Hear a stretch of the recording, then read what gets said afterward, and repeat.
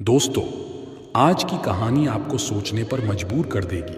अक्सर हम कई मौक़ों पर कुत्तों का नाम लेकर मिसाल दिया करते हैं। किसी को गाली देते हैं तो कुत्ते का नाम जुबान पर आता है। गाली आदमी को देते हैं, पर नाम कुत्ते का बदनाम होता है। क्या कुत्ता इतना गया गुजरा जीव है, हमने उसे कभी खिलाने पिलाने के बारे में तो नहीं सोचा।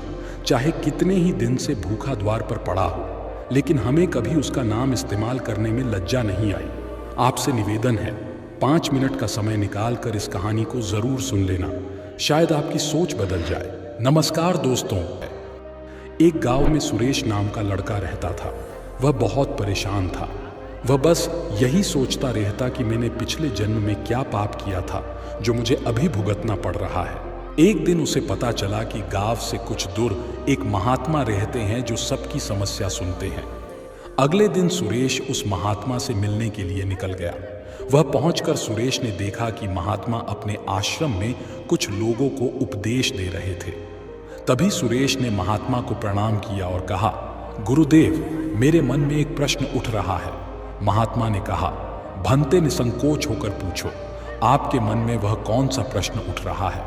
तब सुरेश ने कहा, गुरुदेव, मैं यह जानना चाहता हूं कि कुत्ते को एक टुकड़ा रोटी खिलाने से मनुष्य को कौन सा फल मिलता है। तभी महात्मा ने बताया, अगर मनुष्य कुत्ते को रोटी खिलाने के 8 फायदे जान जाए तो कभी दुखी नहीं होगा। भंते कुत्ते को एक टुकड़ा रोटी खिलाने से मनुष्य को 8 फायदे होते हैं, तथा जो भी मनुष्य इन फायदों के बारे में जान जाता है उसका जीवन धन्य हो जाता है और उसको जीवन में कभी दुखों का सामना नहीं करना पड़ता है। जो भी मनुष्य पृथ्वी लोक पर कुत्ते को एक टुकड़ा रोटी खिलाता है उसे 8 फायदे होते हैं और वह जीवन भर सुखी रहता है और उसे मृत्यु के बाद मोक्ष की प्राप्ति होती है। महात्मा ने कहा, भंते, तुम्हें एक कहानी सुनाता हूं, ध्यान से सुनना, फिर तुम्हें सब पता चल जाएगा। एक समय की बात है। एक काले रंग का कुत्ता था। वह बहुत ही लाचार था और भूखा प्यासा था। वह गांव में सभी के घर घर जाता था, परंतु उसे कोई भी व्यक्ति रोटी का एक टुकड़ा भी नहीं देता था। वह भूख के मारे इधर उधर घूमता रहता। एक दिन वह गांव के बाहर नदी के किनारे एक ऋषि के आश्रम पर पहुंच गया और ऋषि से कहने लगा, हे मुनिवर, मुझे लगता है आप बहुत ही विद्वान तथा ज्ञानी हैं, इसीलिए मैं भूखा प्यासा आपके पास आया हूं। कृपा करके आप मुझे एक टुकड़ा रोटी का दे दीजिए, जिसे मैं खाकर अपनी भूख को शांत कर लूं। तभी वह ऋषि कहते हैं, हे स्वान, क्या तुम्हें गांव में एक टुकड़ा रोटी का किसी ने नहीं दिया जिसे तुम खाकर अपनी भूख मिटा सको। वह कुत्ता ऋषि से कहता है, हे मुनिवर, मैं आपको क्या बताऊं, आप मेरी बातों पर विश्वास नहीं करोगे। तभी वह ऋषि कहते हैं, स्वान तो बताओ, तुम्हारी बातों पर मैं विश्वास अवश्य करूंगा, मुझे तुम बहुत ही लाचार दिखाई पड़ते हो। तभी वह कुत्ता कहता है, ठीक है मुनिवर, मैं आपको अपनी बीती बताता हूं। कुत्ता ऋषि से कहता है, हे मुनिवर, दुनिया के लोगों, हम पर रहम करो। हमारा कोई घर नहीं होता है, कोई आसरा नहीं होता है, कमाकर खाना हमें नहीं आता है, हमें वस्त्र भी पहनने का ज्ञान नहीं है, इसलिए सर्दी गर्मी और बरसात में हम ऐसे ही घूमते रहते हैं। हमें पढ़ना लिखना भी नहीं आता। मुनिवर, आपकी तरह हमें अनुशासन नहीं आता, हमें आपकी तरह बोलना नहीं आता।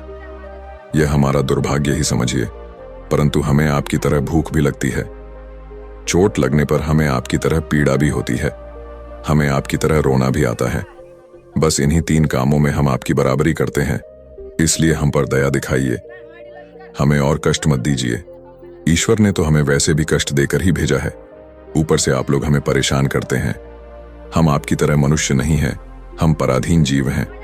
जब हमारा जन्म हुआ उस समय हमारे आंख कान बंद थे।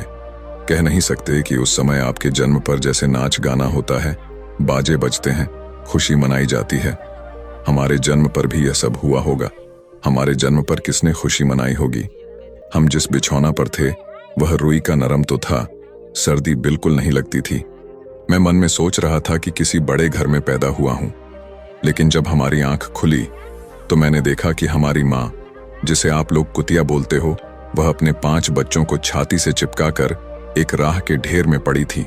हम 5 भाई थे, बाकी 4 भाई तो लाल और भूरे रंग के थे। मैं अकेला ही काले रंग का था। सबसे छोटा मैं ही था, इसलिए कमजोर था मेरी माँ। हम लोगों के पास कम ही आती थी, क्योंकि उसे भी अपने भोजन की व्यवस्था करनी पड़ती थी। यदि वह ना खाती तो हमें दूध कहाँ से पिलाती। उस एक माँ पर हम 5 भाई निर्भर थे। वह बेचारी अपने भोजन के लिए इधर उधर दौड़ती रहती थी। कभी भोजन मिल भी जाता था, कभी नहीं भी मिलता था, लेकिन वह हमेशा हम 5 का बड़ा ख्याल रखती थी। आखिर वह हमारी माँ थी। वह रात भर जागकर गांव की रखवाली करती थी।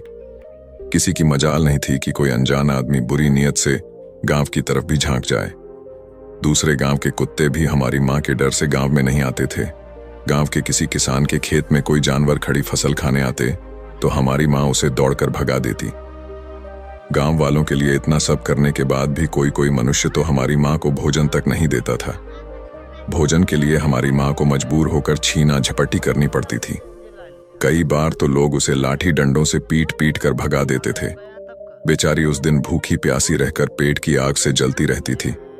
वह कहता है, हे मुनिवर, आखिर भूख तो हमें आपकी ही तरह लगती है। ऊपर से उसे अपने 5 बच्चों की चिंता भी लगी रहती थी। आखिर माँ जो थी, भूख उसे चैन से बैठने नहीं देती थी, और गांव वालों का भी उसे देखकर हृदय नहीं पसीजता था। तो बेबस होकर उन लोगों के घरों में चोरी से घूमना पड़ता था, और खाने की कोई चीज मिल जाती तो उसे खाकर अपने पेट की आग बुझा लेती थी। कई बार तो लोग उसे खाने की वस्तु ले जाते हुए देखते तो लाठी डंडे लेकर उसके पीछे पड़ जाते। कुछ निर्दय लोग तो कई बार उसे घर के अंदर बंद करके पीटते थे। हमारी माँ का बुरा हाल कर देते थे। फिर वह कुत्ता आरशी से कहता है, हे मुनिवर, हमारी माँ ने क्या बिगाड़ा था? उसने सिर्फ अपने पेट के लिए भोजन ही तो चुराया था। चोरी करने का हमें कोई शौक नहीं है, पर पापी पेट हमें यह सब करने के लिए मजबूर कर देता है। एक दिन की बात है, बड़ी जोरदार बरसात हो रही थी, ओले पड़े थे, ठंडी हवा चल रही थी। उस ठंड में ठिठुरकर हमारे 3 भाई मर गए। उस दिन हमारी माँ बहुत रोई थी, लेकिन मनुष्य हमारी पीड़ा को नहीं समझा, क्योंकि उसके बच्चे थोड़े ही मरे थे। फिर वह कुत्ता कहता है, हे मुनिवर, अब हम सिर्फ 2 भाई रह गए थे। हमारी माँ हम दोनों की अच्छे से देखभाल करने लगी। फिर एक दिन उसी गांव में एक सेठ के घर पर दावत चल रही थी और अनेक प्रकार की मिठाइयां बन रही थीं। सेठ जी के घर काफी मेहमान आए हुए थे। हमारी माँ कुछ खाने की तलाश में बार बार उधर जाती, लेकिन लोग उसे दुत्कार कर भगा देते थे। किसी को उस पर इतना भी तरस नहीं आया कि एक रोटी उस बेचारी को खाने को फेंक दे। एक रोटी से उनका क्या बिगड़ जाता। मेरी माँ बार बार जाती और वहीं खड़ी खड़ी देखती रहती थी।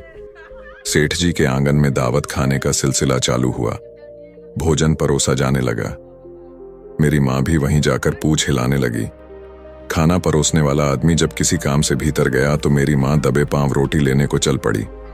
फिर दूसरे आदमी ने मेरी माँ को जाते हुए देख लिया तो चारों ओर से लोग चिल्ला चिल्ला कर उसकी तरफ भागे।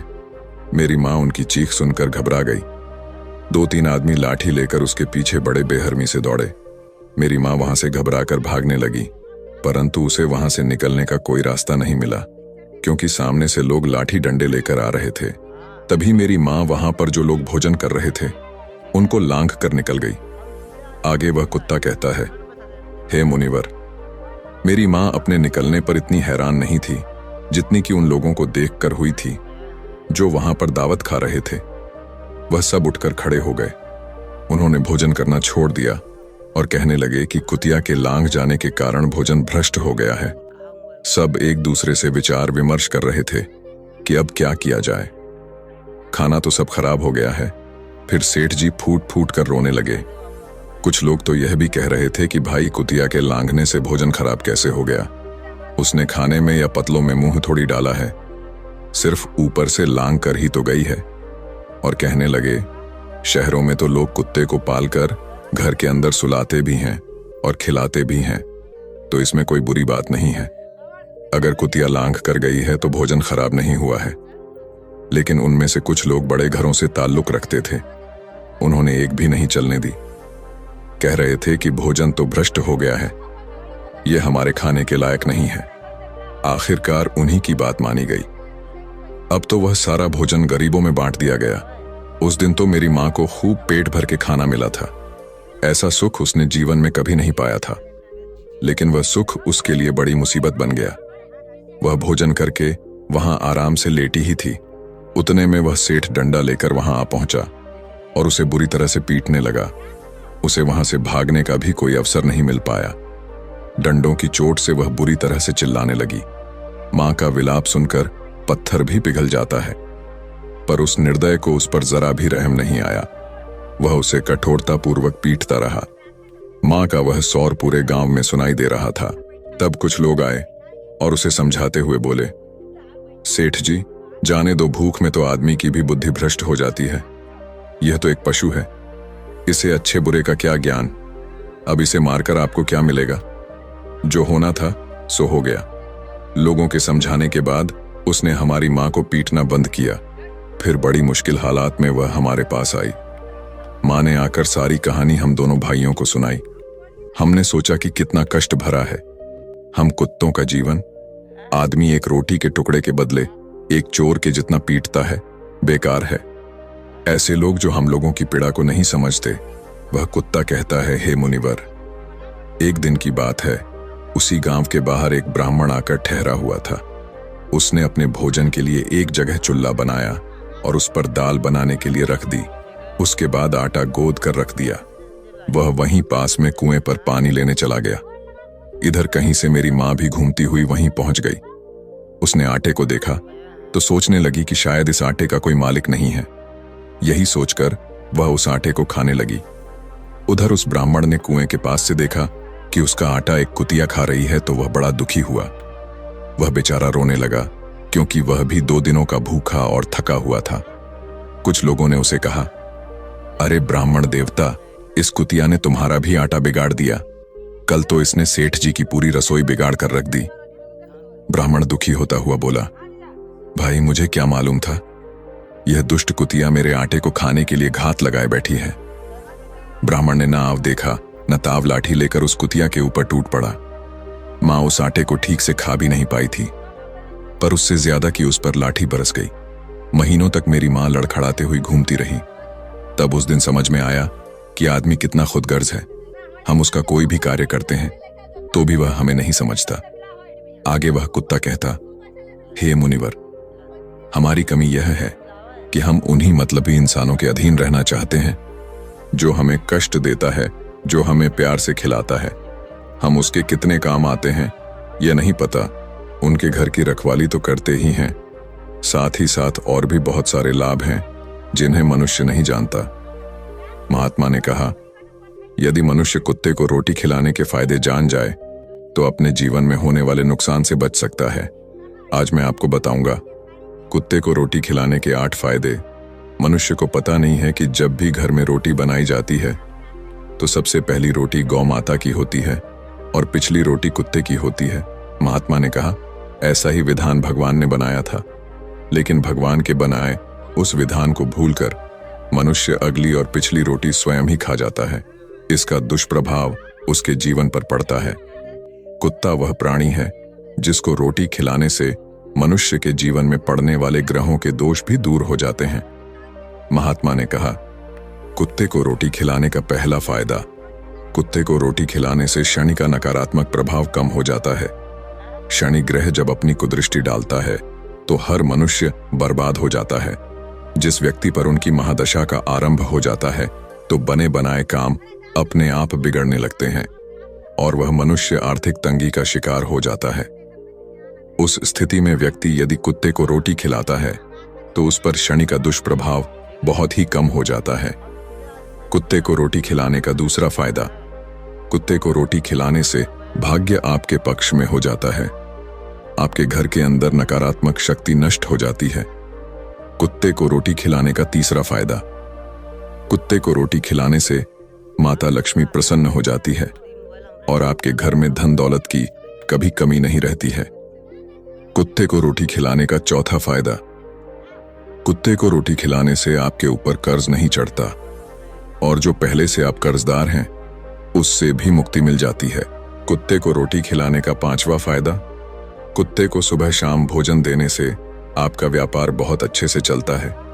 कुत्ते को रोटी खिलाने का छठा फायदा, कुत्ते को रोटी देने से आपकी आयु में वृद्धि होती है और अटका हुआ धन वापस मिल जाता है।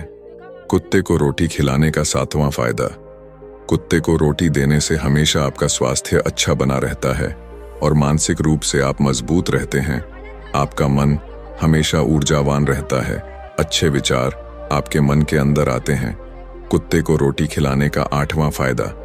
कुत्ते को रोटी खिलाने से भगवान प्रसन्न रहते हैं, क्योंकि भगवान को समस्त जीवों की चिंता रहती है और जो समस्त जीवों पर दया दिखाता है, भगवान भी उस मनुष्य से हमेशा प्रसन्न रहते हैं। भगवान की कृपा सदैव उस परिवार पर बनी रहती है।